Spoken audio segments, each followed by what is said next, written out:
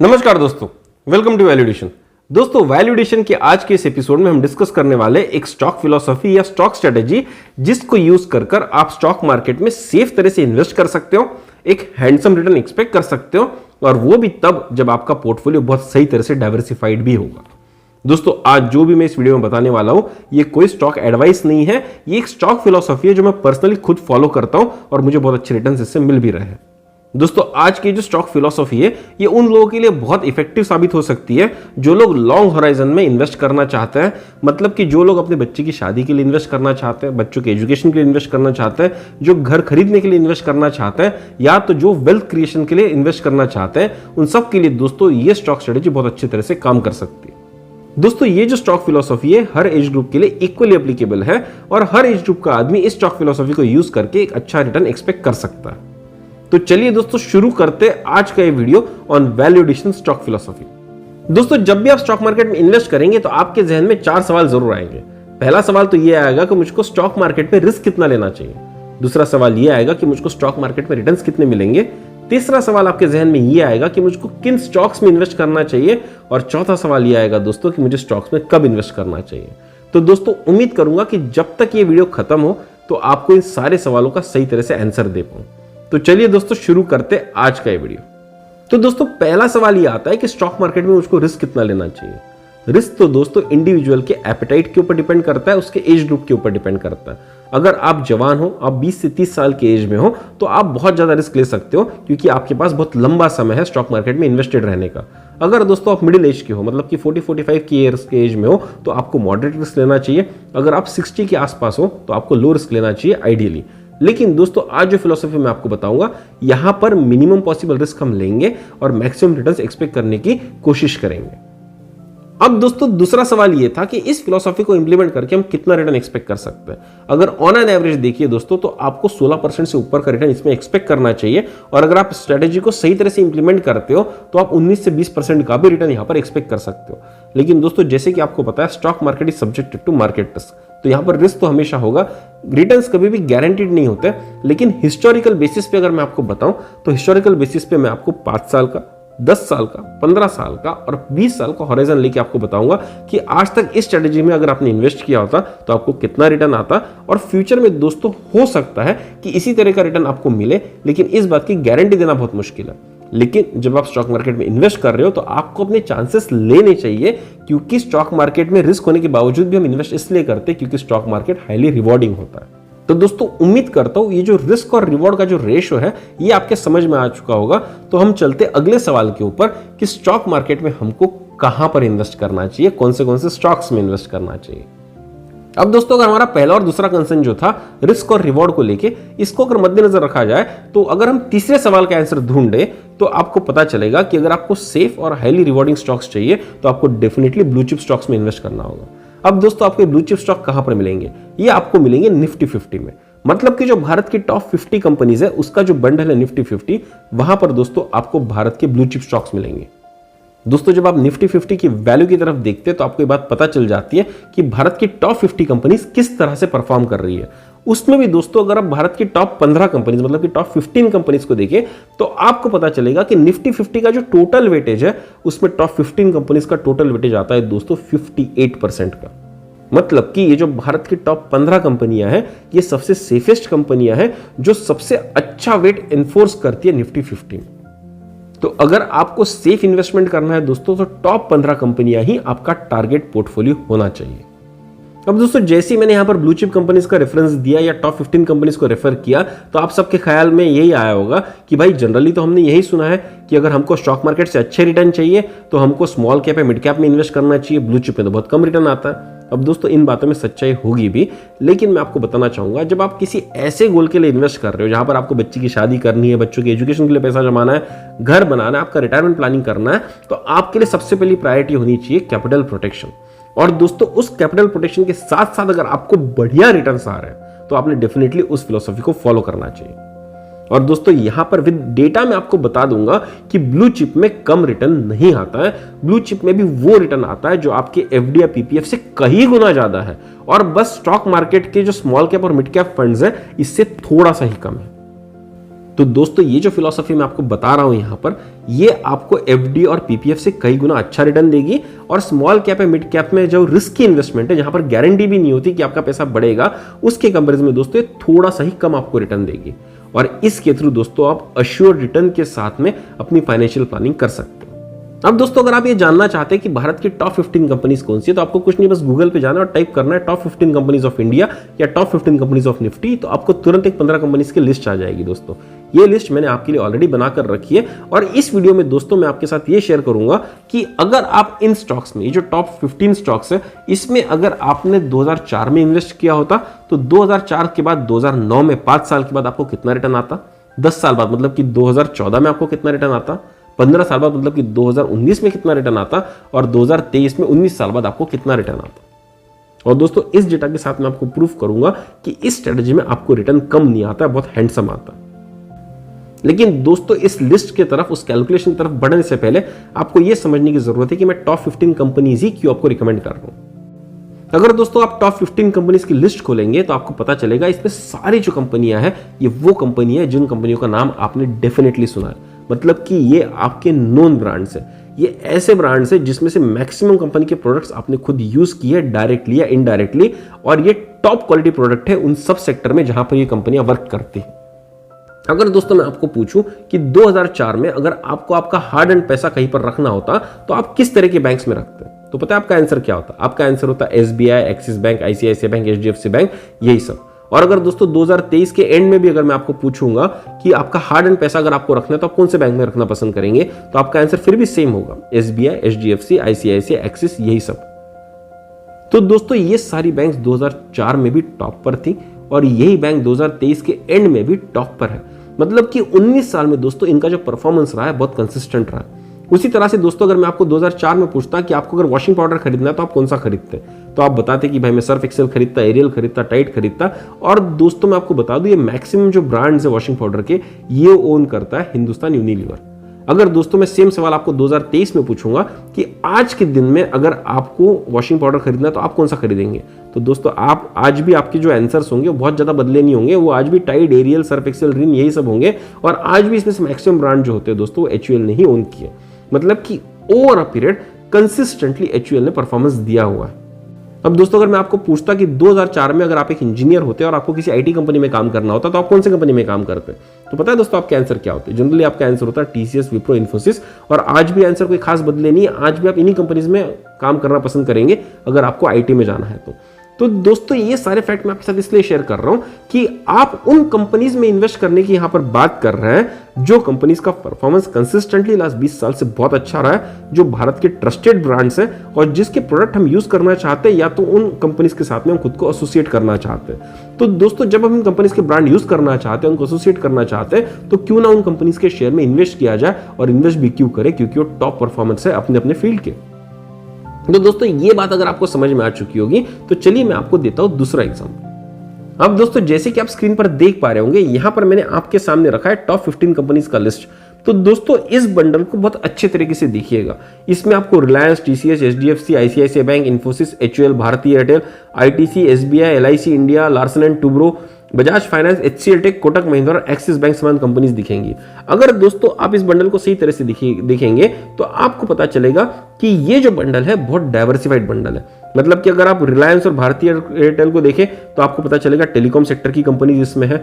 अगर आप oil sector में इन्वेस्ट करना चाहते हैं तो रिलायंस ऑयल सेक्टर में है। अगर आप आईटी में इन्वेस्ट करना चाहते हैं तो टीसीएस, इन्फोसिस और एचसीएल टेक समान कंपनीज इसमें है।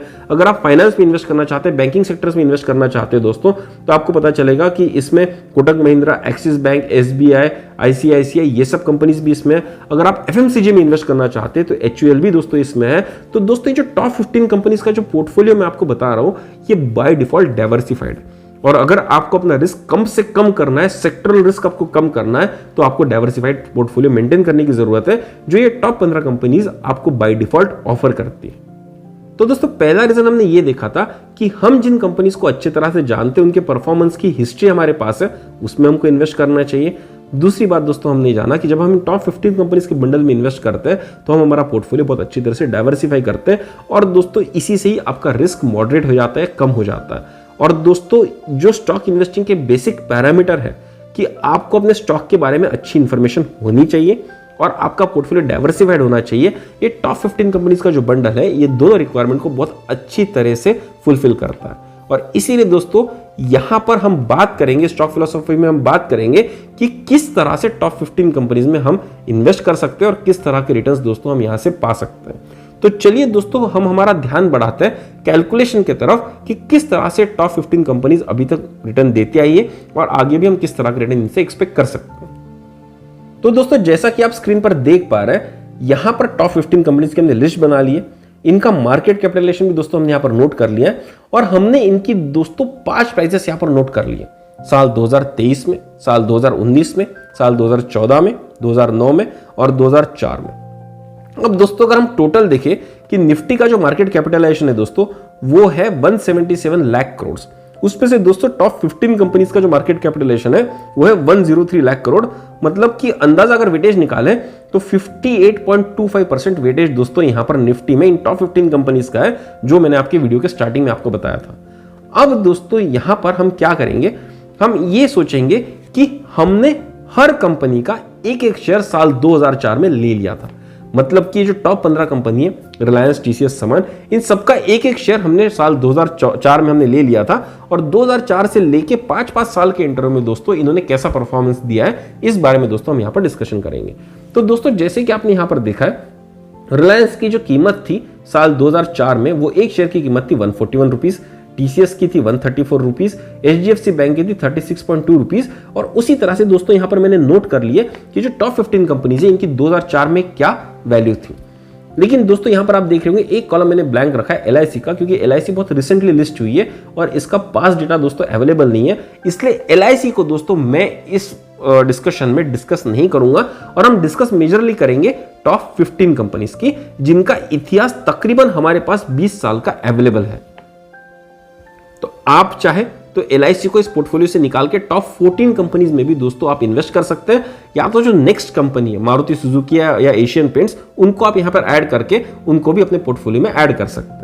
तो दोस्तों जब साल 2014 में हमने हर कंपनी का एक एक शेयर लिया दोस्तों, तो हमको टोटल वैल्यू पता है कितना इन्वेस्ट करना पड़ा होगा, हमको इन्वेस्ट करना पड़ा होगा 934.99 रुपीज। मतलब कि अगर मेरे पास 934.99 रुपीज अगर होंगे 2004 में तो मैं हर कंपनी का एक एक शेयर यहां पर खरीद सकता हूं। तो दोस्तों अब जब इन कंपनीज के शेयर 5 साल तक मेरे पास थे तो अगले 5 साल में इनकी कीमत कहां तक पहुंची दोस्तों, तो वो हमको मिलेगा इस कॉलम में जहां पर हमने प्राइस इन 2009 का दोस्तों यहां पर जिक्र किया हुआ है।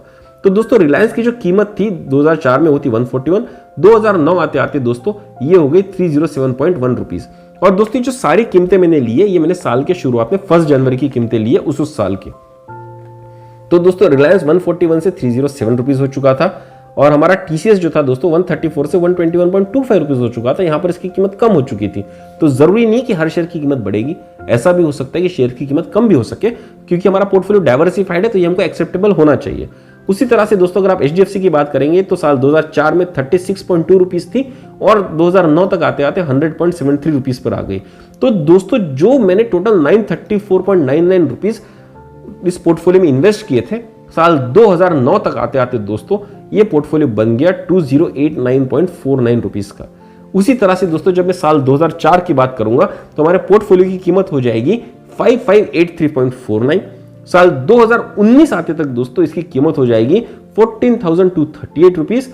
और दोस्तों अगर मैं 1 जनवरी 2023 की बात करूं तो इसकी कीमत हो जाएगी 26,626.45 रुपीज।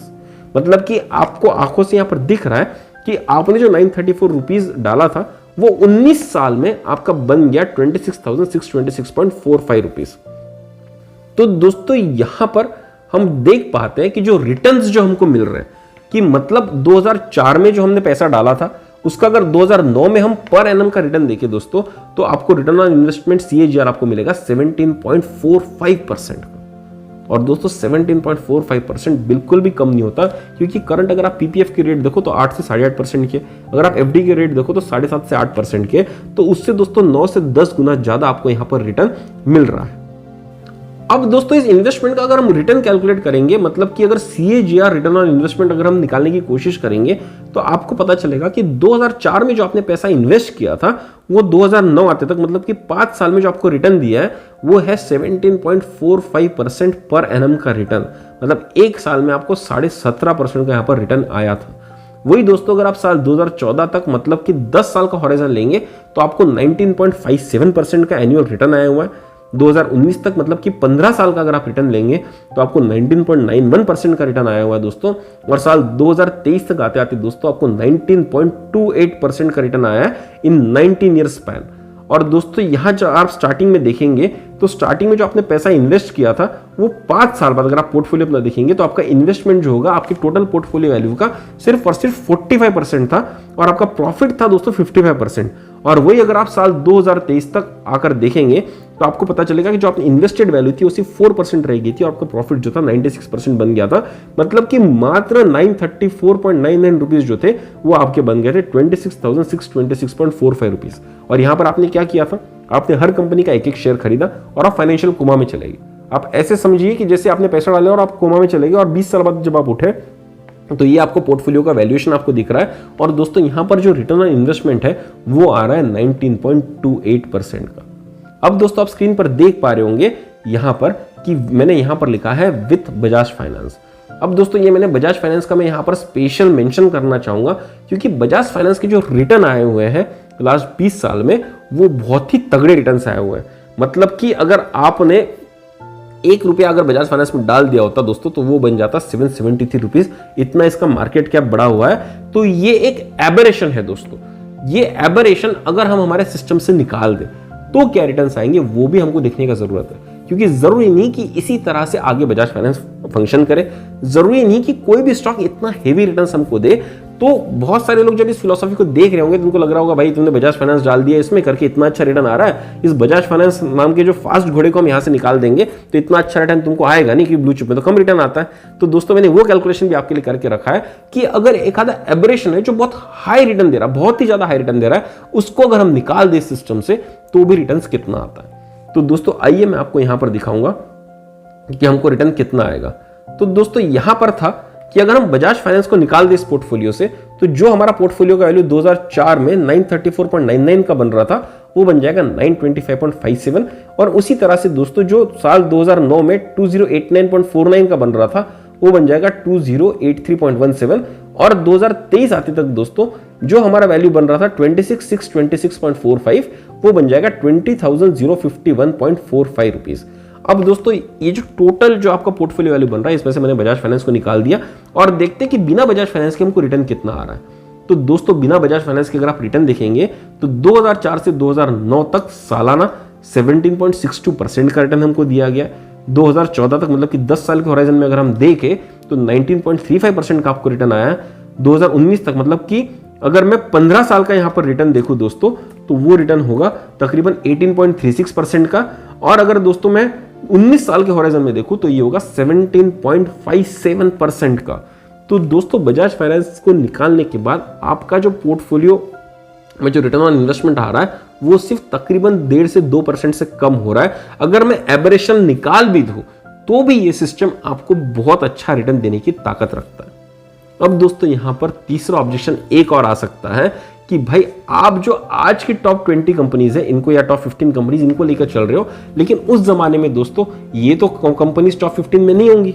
तो दोस्तों ये डाउट भी बहुत वाजिब डाउट है। अगर आप 2004 का पोर्टफोलियो निकालेंगे दोस्तों टॉप 15 कंपनीज का तो मैं आपको बता सकता हूं इसमें से हार्डली 2 या 3 कंपनीज ही आपकी माइनस होंगी, क्योंकि रिलायंस और टीसीएस उस टाइम पे भी बहुत बड़ा वेटेज रखती थी, टॉप 15 कंपनीज में आती थी। HDFC bank, ICICI bank, axis bank और एसबीआई भी उस जमाने में बहुत बड़ी कंपनियां हुआ करती थी, वो तब भी टॉप 15 में आती थी। एचयूएल भी आती थी। इसमें से अगर दोस्तों आपकी निकलेगी तो भारतीय एयरटेल शायद निकल सकती है, आपकी बजाज फाइनेंस निकल सकती है, आपकी कोटक महिंद्रा निकल सकती है। और उस जमाने के जो भी टॉप 15 कंपनीज में जो रिमेनिंग 3 कंपनीज होंगी वो अगर आप इस बंडल में ऐड कर देंगे और उनका परफॉर्मेंस भी दोस्तों आप निकालेंगे तो कुछ खास डिफरेंस नहीं आएगा। यही बात मैं आपको बताना चाहता हूं। हो सकता है दोस्तों उस जमाने में ओएनजीसी बहुत बड़ी कंपनी हुआ करती थी, वो नंबर 2 कंपनी हुआ करती थी, तो वो यहां पर ऐड हो जाएगी और उसका परफॉर्मेंस उतना अच्छा नहीं रहा है दोस्तों। तो हो सकता है कि आपका 17.57% का जो रिटर्न मैं आपको यहां पर दिखा रहा हूं विदाउट बजाज फाइनेंस वो हो जाएगा 16% या 15% का। लेकिन दोस्तों एक बात बताइए, सेफ तरह से जब आप स्टॉक मार्केट में इन्वेस्ट कर रहे हैं और आपको 15% का रिटर्न आ रहा है तो क्या बुरा है?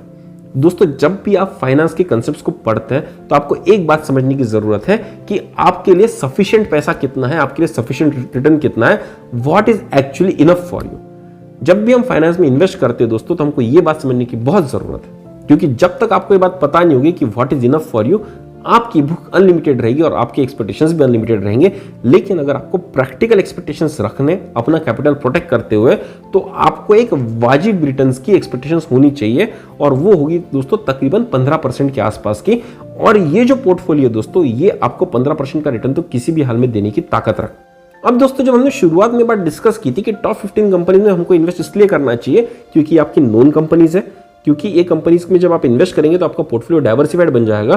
तो दोस्तों यहाँ पर तीसरा रीजन भी है जो मैंने तब डिस्कस नहीं किया था, वो मैं आपके साथ अब डिस्कस करूंगा, क्योंकि अब आप उस चीज का अच्छा सेंस बना सकते हो। दोस्तों जो टॉप 15 कंपनीज है वो इतनी बड़ी कंपनीज है, इनका इकोनॉमी में इतना बड़ा कंट्रीब्यूशन है कि इनको हम too big to fail organizations भी कह सकते हैं। मतलब कि इन कंपनीज में इतने ज्यादा लोग काम करते हैं, ये इकोनॉमी में इतना ज्यादा रेवेन्यू इंड्यूस करता है कि अगर इनमें से कोई भी कंपनी अगर फेल हो जाती है तो लाखों लोग दोस्तों रास्ते पर आ जाएंगे और गवर्नमेंट को इन कंपनीज को बचाने के लिए कुछ ना कुछ बेल आउट एक्शन देना ही पड़ेगा। और इसका एग्जांपल दोस्तों इतिहास में ऑलरेडी हमारे पास है कि जब भी बैंकिंग इंडस्ट्री फ्लटर करने लगती है या वहां पर कुछ स्कैम हो जाता है या कुछ प्रॉब्लम आ जाता है तो गवर्नमेंट कोशिश करती है कि यहाँ पे रिकैपिटलाइज किया जाए इन बैंक्स को, ताकि ये बैंक स्टेबल हो जाए और इंडियन इकोनॉमी को सफर ना करना पड़े।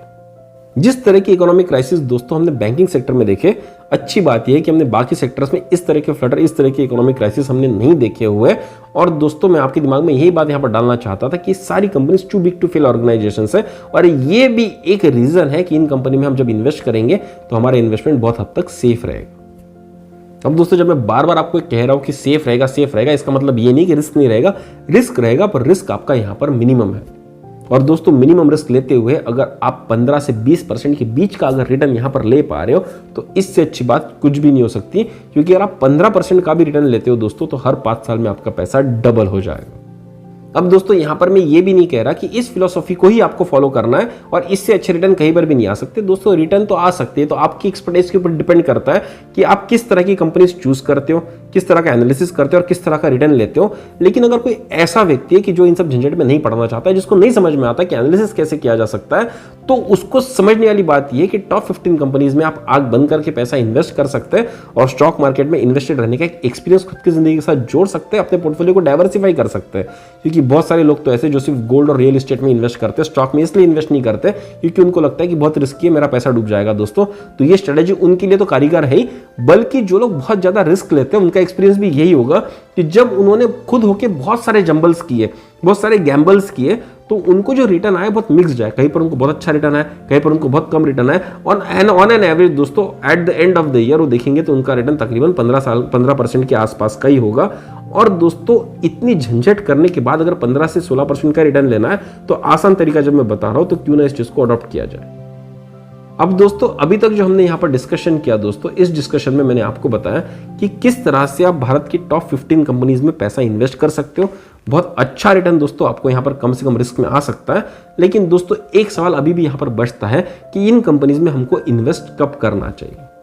तो दोस्तों ये जो रिटर्न मैंने आपको यहाँ पर 19.28% का या 17.57% का जो यहाँ पर दिखाया दोस्तों, इससे भी अच्छा रिटर्न आपको यहाँ पर आ सकता है जो 20% को क्रॉस कर सकता है अगर आपके इन्वेस्टमेंट की टाइमिंग बहुत सही हो तो।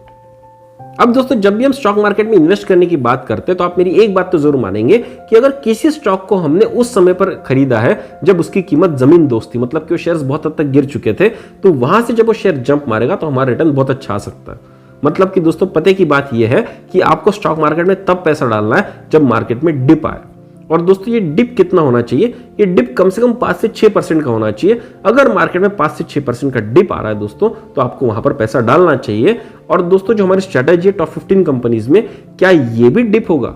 डेफिनेटली दोस्तों, जब निफ्टी 50 या सेंसेक्स की वैल्यू डिप होती है दोस्तों तो कुछ ना कुछ टॉप 15 कंपनीज के जो स्टॉक होते हैं वो जरूर डिप होते हैं। क्योंकि जैसे कि मैंने आपको बताया निफ्टी 50 के वैल्यूएशन में 58% वेटेज जो है वो टॉप 15 कंपनीज का है। तो बिना कुछ बड़ी कंपनीज के वैल्यू प्लमेट किए बगैर निफ्टी 50 कभी भी नीचे नहीं आ सकता। मतलब कि निफ्टी 50 जब भी नीचे आएगा तब कम से कम टॉप 15 में से 5 से 6 कंपनी ऐसी होंगी जिनकी वैल्यू बहुत हद तक गिरी होगी। अब दोस्तों आप यहां पर मुझको पूछेंगे कि हमको कैसे पता चलेगा कि निफ्टी 5 to 6% गिर चुका है। तो दोस्तों इसके लिए सिर्फ आपको इतना करना है कि आपको हर 15 दिन में गूगल पे जाके निफ्टी की वैल्यू को ट्रैक करना है। तो आइए दोस्तों मैं आपके साथ स्क्रीन शेयर करता हूं और यहां आपको दिखाता हूं कि किस तरह से उस चीज को देखा जा सकता है। दोस्तों आपको गूगल पे जाना है और आपको वहां पर टाइप करना है निफ्टी। तो दोस्तों जैसे ही आप निफ्टी टाइप करेंगे तो आपके सामने कुछ इस तरह की स्क्रीन ओपन हो जाएगी, जहां पर आपको निफ्टी की वैल्यू दिखाएगी और वहां पर आपको चार्ट आ जाएगा। अब दोस्तों आप मुझसे पूछेंगे कि भाई ये डिप जो है कितने बार आता है, तो मैं आपको बताता हूं साल में कम से कम 1 से 2 बार तो दोस्तों 5 से 6% का डिप कम से कम आता है। अब मैं आपको यहां पर दिखाऊंगा कि किस तरह से। अगर दोस्तों हम लास्ट 1 ईयर की हिस्ट्री अगर निफ्टी की ले लें तो आपको पता चलेगा, देखिए यहां पर एक भयानक डिप आया हुआ है, देन दूसरा डिप यहां पर आया हुआ है और तीसरा डिप दोस्तों यहां पर आया हुआ है। अगर आप देखेंगे कि ये डिप कितना था, अगर आप इसके पीक परफॉर्मेंस से अगर इसको नोट करेंगे दोस्तों तो आपको पता चलेगा कि ये डिप आप देख सकते हैं कम से कम 8.5% से 9% का डिप था। अगर आप दोस्तों इस पॉइंट से अगर डिप को ट्रैक करेंगे तो आपको पता चलेगा कम से कम 3 से 3.5% का डिप था। और दोस्तों इस पॉइंट से अगर आप ट्रैक करेंगे तो आपको पता चलेगा कम से कम 5.5 से 6% का दोस्तों यहां पर डिप था। तो साल में दोस्तों 3 बार तो डिप आता ही है। और ये डिप कितना भी हो सकता है, ये डिप हो सकता है 5.5 से आगे बढ़ के 8, 9, 10% तक भी चले जाए। तो दोस्तों 5% के बाद जब ये डिप आना शुरू होता है तो आप यहां पर इन्वेस्ट करना शुरू कर सकते हैं। मतलब कि अगर आप यहां पर 1 लाख रुपए इन्वेस्ट करने वाले थे तो आप 5% के डिप पर दोस्तों 50,000 तो इन्वेस्ट कर सकते हो और थोड़ा वेट कर सकते हो कि मार्केट और डाउन जाए। और जब मार्केट थोड़ा और डाउन जाता है तो आप और 20% इन्वेस्ट कर सकते हो। मार्केट जब और 1-2% डाउन चला जाए तो आप और 20% आपका इन्वेस्ट कर सकते हो। दोस्तों इस तरह से दोस्तों आप अपने इन्वेस्टमेंट को प्लान कर सकते हो। और दोस्तों उसके बाद भी अगर मार्केट नीचे जा रहा है तो आपको पैनिक करने की जरूरत नहीं है। ये बात याद रखने की जरूरत है कि कहीं ना कहीं तो उसको ब्रेक लगेगा और वो ब्रेक लगने के बाद दोस्तों वो मार्केट वहां से फिर से ऊपर जाता है, आपके शेयर्स के लिए फिर से ऊपर जाती है। क्योंकि अगर आप ये चार्ट देख रहे हैं तो ये चार्ट में बहुत क्लियरली आपको दिख रहा है कि जब मार्केट गिरा है उसके बाद कुछ समय बाद मार्केट खुद ब खुद ऊपर आया हुआ है और ये 2 या 3 महीने से ज्यादा का डिप नहीं होता है दोस्तों। तो अगर आप स्टॉक मार्केट में इन्वेस्ट करना चाहते हैं तो आप अपना खुद का सिप बहुत इजीली बना सकते हैं। अब दोस्तों जब मैं सिप की बात कर रहा हूं तो एक बात आपको बताना चाहूंगा, आप चाहे तो पैसा म्यूचुअल फंड में भी इन्वेस्ट कर सकते हैं, लेकिन जब आप म्यूचुअल फंड में इन्वेस्ट करते हैं तो आपको म्यूचुअल फंड के कुछ चार्जेस देने पड़ते हैं। अगर आप डायरेक्ट फंड्स में भी इन्वेस्ट करेंगे तो भी म्यूचुअल फंड अपना एग्जिट चार्ज और एंट्री चार्ज तो आपसे चार्ज करेगा ही दोस्तों। तो क्यों ना हम खुद का म्यूचुअल फंड बना लें इन टॉप 15 कंपनीज के पोर्टफोलियो से और टाइमली कॉन्शियस होकर खुद ब खुद ही यहां पर इन्वेस्ट करें। और इन्वेस्ट किसमें करना है ये तो मैंने आपको बता ही दिया, और इन्वेस्ट कब कब करना है ये भी मैं आपको यहां पर बता रहा हूं। क्योंकि कितना ही बड़ा एक्सपर्ट क्यों ना, कितना ही बड़ा म्यूचुअल फंड एक्सपर्ट क्यों ना हो, वो भी मार्केट को परफेक्टली टाइम नहीं करता, वो भी कुछ इसी तरह की स्ट्रेटेजी यहां पर अपनाता है दोस्तों। तो आपको भी परफेक्टली टाइम नहीं करना है, आपको अप्रोक्सीमेटली टाइम करना है। और अप्रोक्सीमेटली टाइम कब होगा दोस्तों, जब भी मार्केट 5 से 6% गिर जाता है तो आपको क्या करना है, टॉप 15 शेयर्स उठाने, उसमें देखना है कि कितने ऐसे स्टॉक्स हैं जो 5% से ज्यादा गिरे। जनरली दोस्तों आपको पता चलेगा कि अगर मार्केट 5 to 6% गिरा हुआ है तो 5 से 6 स्टॉक्स होंगे जो 5 to 6% गिरे होंगे। और दोस्तों हर डिप में ये स्टॉक अलग अलग होंगे, क्योंकि जो क्राइसिस आता है दोस्तों एक ही सेक्टर का बार बार नहीं आता, डिफरेंट सेक्टर्स का आता है। तो कभी टेलीकॉम के स्टॉक्स गिरे होंगे, तो कभी बैंकिंग के स्टॉक्स गिरे होंगे, तो कभी इंफ्रा के स्टॉक्स गिरे होंगे, तो कभी एफएमसीजी के स्टॉक गिरे होंगे। और दोस्तों जब भी ये स्टॉक गिरे होंगे आपको वो स्टॉक वहां पर अपने पोर्टफोलियो में ऐड करते जाना है। और दोस्तों मैं आपको बता रहा हूं कि समझ लीजिए पहले डिप में आपने 5 स्टॉक खरीदे, अगले डिप में आपने 2 स्टॉक खरीदे, तीसरे डिप में आपने और 4 स्टॉक खरीदे। अगर आप 4 से 5 साल में देखेंगे तो आपको 4 से 5 साल के इन्वेस्टमेंट साइकिल में आपके पास सारे के सारे 15 से 14 स्टॉक आपके पास पोर्टफोलियो में अवेलेबल होंगे दोस्तों। अब दोस्तों मैं डिप पर इन्वेस्टमेंट करने के लिए इसलिए बता रहा हूं क्योंकि जब आप डिप में इन्वेस्ट करते हो तो आपका जो रिटर्न पोटेंशियल होता है वो सालाना 2 से 3% का बढ़ जाता है दोस्तों। और मार्केट जो बाउंस बैक करेगा उसकी गारंटी तो हमेशा ही होती है दोस्तों, क्योंकि कितना ही बड़ा क्राइसिस क्यों ना आ गया हो, अगर आप पिछले 5 साल का इतिहास भी ले ले तो जो कोरोना का क्राइसिस था दोस्तों वो बहुत भयानक क्राइसिस था, जब मार्केट तकरीबन 12,000 के रेट से गिरकर आ गया था 8,000 के रेट पर। लेकिन वहां से अगर आज आप देखें तो आपका मार्केट चला गया 20,000 के रेट पर। कि कितनी भी बुरी हालत क्यों ना हो जाए मार्केट की, growth is the only constant. और जब ग्रोथ होगी दोस्तों तो मार्केट ऊपर जाता ही जाता है। और जिस तरह की इकोनॉमी इंडिया की है, हम ग्रोथ पोटेंशियल पे है, हम ग्रोइंग कंट्री है। और अगले 10 से 15 साल तक आपको इस बात की चिंता करने की जरूरत नहीं है कि क्या स्टॉक मार्केट बाउंस बैक करेगा कि नहीं करेगा। ये डेफिनेटली बाउंस बैक करेगा because we are on a growth trajectory. अब दोस्तों ये सब बातें आपके साथ डिस्कस करने के बाद में यहाँ पर एक और इंसाइट मैं आपके साथ शेयर करूंगा, क्योंकि ये इंसाइट इतना इंपॉर्टेंट है कि अगर आपने इसको सही तरह से फॉलो कर लिया तो आपके जो स्टॉक मार्केट के रिटर्न है दोस्तों ये इतने ज्यादा हो जाएंगे जितने आपने उम्मीद भी नहीं की थी। अब जब दोस्तों मैंने आपको बताया कि स्टॉक मार्केट में हर साल में 2 से 5% के डिप आते हैं, उसी तरह से दोस्तों इतिहास ये कहता है कि स्टॉक मार्केट में कम से कम हर 6 से 7 साल में एक बार रिसेशन जरूर आता है दोस्तों। अब दोस्तों रिसेशन का इफेक्ट स्टॉक मार्केट पे क्या होता है? रिसेशन का दोस्तों इफेक्ट ये होता है कि जब भी मार्केट में रिसेशन आता है स्टॉक मार्केट 20% से ज्यादा फॉल करता है। और दोस्तों जब मैं ये बात कह रहा हूं तो मेरे पास इसका डेटा है, आइए मैं फिर से एक बार स्क्रीन पे आपको बताता हूं। अगर दोस्तों आप यहां पर गूगल में जाकर निफ्टी टाइप करेंगे, आपके सामने कुछ इस तरह का चार्ट आ जाएगा। आप यहां पर जाकर सिर्फ मैक्स ड्यूरेशन को सिलेक्ट कीजिए, तो आप यहां पर ये जो लास्ट 99 से लेकर 2023 का जो अगर 24 साल का इतिहास देखेंगे दोस्तों, तो आपको यहां पर दिखेगा एक बड़ा डिप यहां पर 2008 के पास में, जब 2008 का फाइनेंशियल क्राइसिस आया था दोस्तों। यहां पर फिर से आपको एक डिप दिखेगा 2015 के पास में, जब एशियन करेंसी क्राइसिस आया था। आपको एक और यहां पर बहुत जबरदस्त तरह का डिप दिखेगा जो कोरोना के वक्त आया था दोस्तों। तो जब मैं आपको बता रहा हूं कि हर 6 से 7 साल में जबरदस्त वाला डिप आता है दोस्तों, तो वो आता ही है क्योंकि मार्केट अपने आप को करेक्ट करता है, कोई ना कोई सिस्टमिक फॉल्ट सामने आता है। और सिस्टमिक फॉल्ट जब आता है तो मार्केट पहले शॉक मोड में जाता है, फिर रिसेशन में जाता है, फिर उन सब चीजों को सही किया जाता है और सही करने के बाद मार्केट फिर से बाउंस बैक करता है। तो ऐसा कोई रिसेशन नहीं है दोस्तों जहां से मार्केट बाउंस बैक ना किया हो।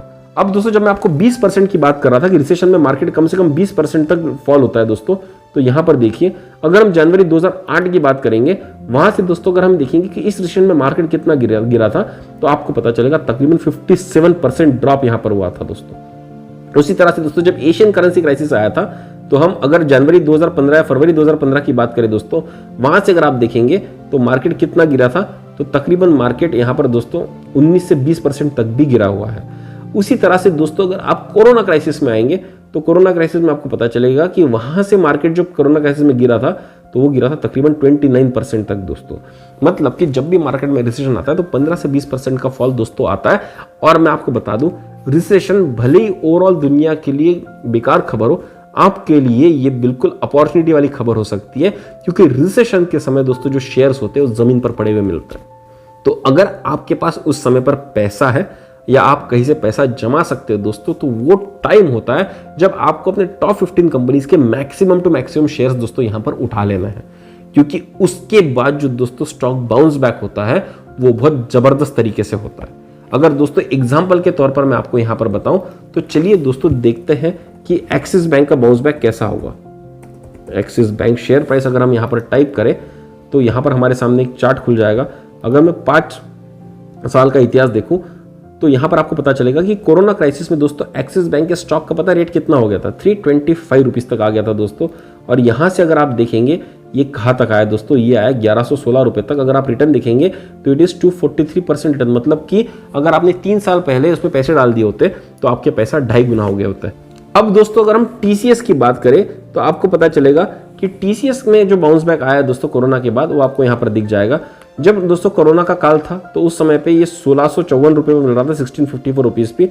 वहां से अगर आप इसका राइज देखेंगे दोस्तों तो ये बहुत हाई तक जा चुका है, आपका 123% 125% तक का रिटर्न दे चुका है। लेकिन करंट अगर फॉल की बात भी हम देखिए तो कम से कम 117% का रिटर्न दे चुका है सिर्फ और सिर्फ 3 साल के बीच में दोस्तों।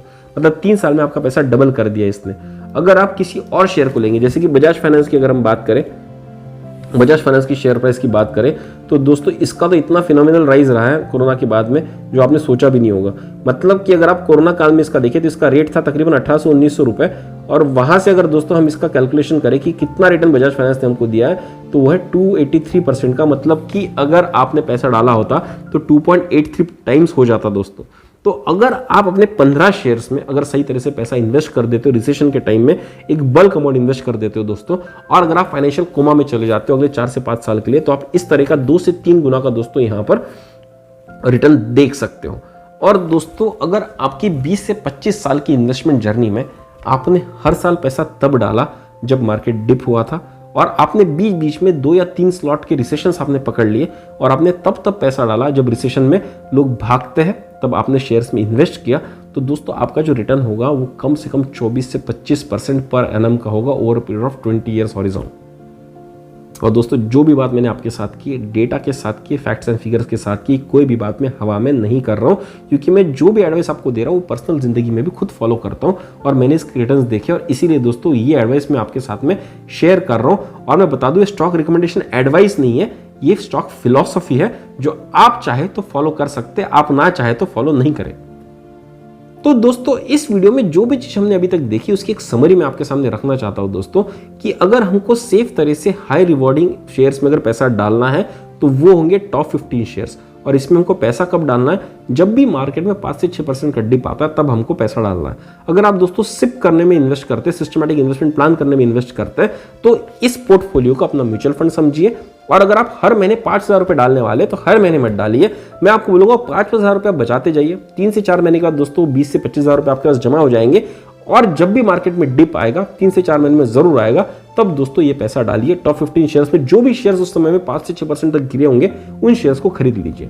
पूरे 15 शेयर्स आपको एक साथ खरीदने की जरूरत नहीं है। जब जब मार्केट डिप आता है उस समय पर जो जो शेयर गिरा हुआ है उन शेयर्स के एक एक 2-2 शेयर्स दोस्तों आप खरीदते जाइए। और जब आप वो शेयर खरीदेंगे तो अगले 4 से 5 साल के ड्यूरेशन में आपके पास ये सारे 15 शेयर्स आपके पोर्टफोलियो में आ जाएंगे, क्योंकि हर बार अलग अलग सेक्टर्स के स्टॉक गिरते हैं दोस्तों। तो इस तरह से दोस्तों आप अपना खुद का म्यूचुअल फंड बना सकते हो, जिसको सिस्टमैटिक तरह से आप इन्वेस्ट कर सकते हो।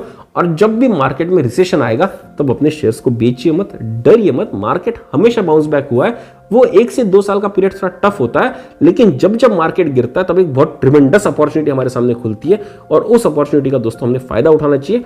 वहां पर अगर हर साल हम लाख रुपए इन्वेस्ट कर रहे हैं तो उस साल में दोस्तों हमको 4 से 5 लाख रुपए इन्वेस्ट करने चाहिए। कहीं से भी पैसा जमा के हमको उसको इन्वेस्ट करना चाहिए, क्योंकि हिस्टोरिक तरह से रिटर्न्स वहां पर आ रहे हैं। लेकिन मैं फिर से आपको बता दूं, stock markets are subjected to market risk. Returns कभी भी गारंटीड नहीं होते, लेकिन लॉजिक यही कहता है कि मार्केट अगर गिरा है तो मार्केट उठेगा जरूर।